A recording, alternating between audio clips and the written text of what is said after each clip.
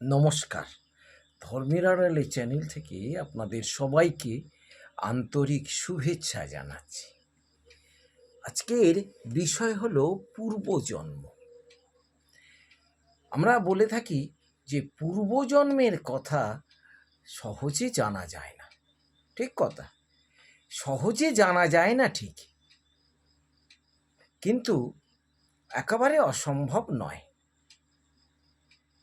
কিছু কিছু জানা যেতে পারে, তাই বলে জাতিস্বর নয়। যিনি জাতিস্বর হবেন তিনি পূর্বজন্মের সমস্ত খুঁটিনাটি বিষয় বলতে পারবেন। কিন্তু আমরা সাধারণ মানুষ হয়েও পূর্বজন্মের কিছু কথা আমরা জানতে পারি, কিছু বিষয় আমরা অবগত হতে পারি। যেমন দেখুন, যে আমার বাড়িতে বা আপনার বাড়িতে বাচ্চা ছেলেরা আছে। এই বাচ্চা ছেলেদের দেখে আমরা অনেক সময় বলে থাকি, এ আমার পিসিমা, অথবা এ আমার দাদা মশাই, অথবা এ আমার কাকাবাবু। কেন বলি? যে ওই তাঁদের যে স্বভাবটা এই বাচ্চাগুলোর মধ্যে সেই স্বভাবগুলো পেয়েছে। বাংলা একটা কথা বলে না, মরলেই স্বভাব যায় না। মরে যাওয়ার পরেও সে যখন পুনর্জন্ম নিচ্ছে তখন সে স্বভাবটা নিয়েই জন্মগ্রহণ করে, বিগত দিনের সেই স্বভাবটা নিয়েই জন্মগ্রহণ করে। পূর্বজন্মের কিছু কথা জানতে গেলে এই স্বভাবের পথ ধরে আমাদেরকে জানতে হবে। আমাদের লাইফস্টাইলটা ছোটবেলা থেকে কেমন ছিল, এটা যদি আমরা বিশ্লেষণ করে থাকি তাহলে বুঝতে পারবো আমরা কি খেতে বাসি বা বাসতাম, কি ধরনের মানুষের সঙ্গে চলাফেরা করতে ভালো লাগে, কোথায় থাকতে ভালো লাগে, আমাদের কি কি করতে ভালোবাসি, আমরা কি কি করতে ভালোবাসি না।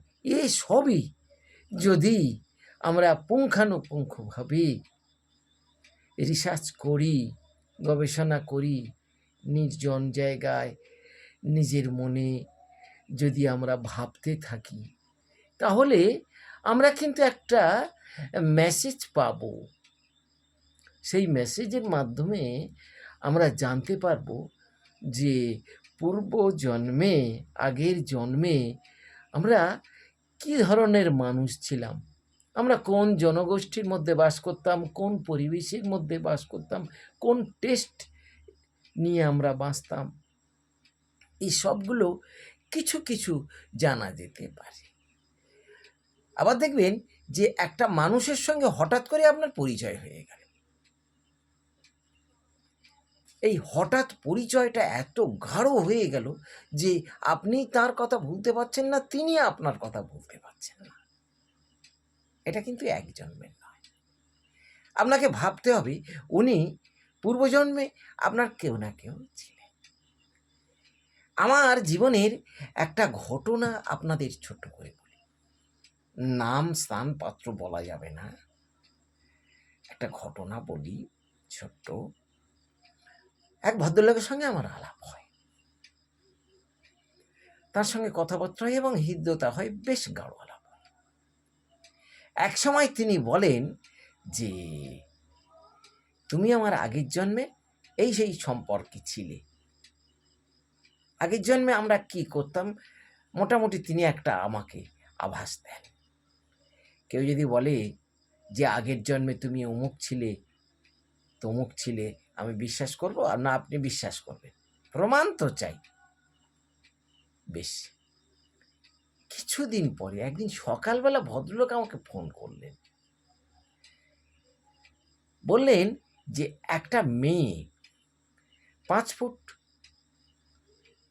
4 ইঞ্চি এইরকম হাইট হবে, মেয়েটার মুখ গোল, শ্যামল বর্ণ, চোখগুলো টানা টানা, একদম একটা মেয়ের পুরো বর্ণনা দিল।